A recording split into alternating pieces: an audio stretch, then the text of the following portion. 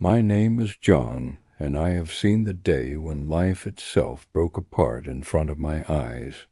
It was a sunny morning, and the bridge ahead looked solid, safe, and ordinary. My wife was laughing at something the children said, and I remember feeling at peace. Then, in less than a heartbeat, the ground beneath us simply vanished. The sound was like the sky tearing open, and the air turned heavy.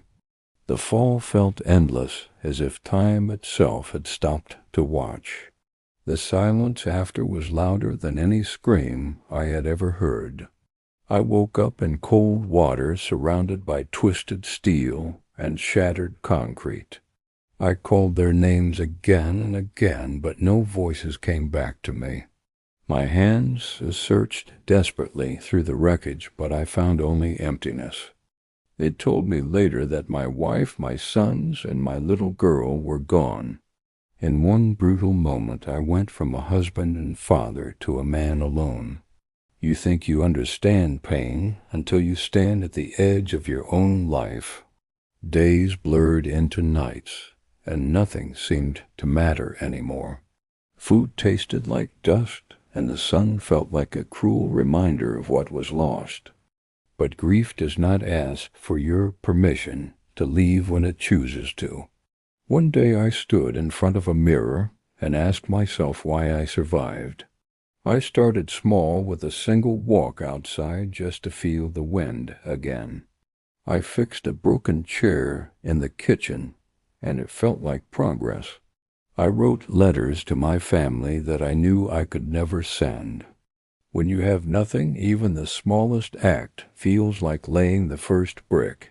Over time, I met people who became like a second family to me. I helped others rebuild their homes after storms and their shops after fires.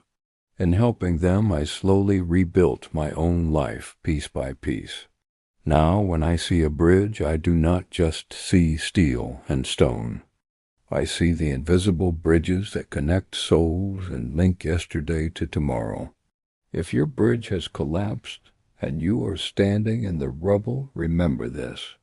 The strongest foundations are often built on the ruins of what once was. You have the strength to build again, no matter how impossible it feels. I survived to tell you this because maybe someone needs to hear it today.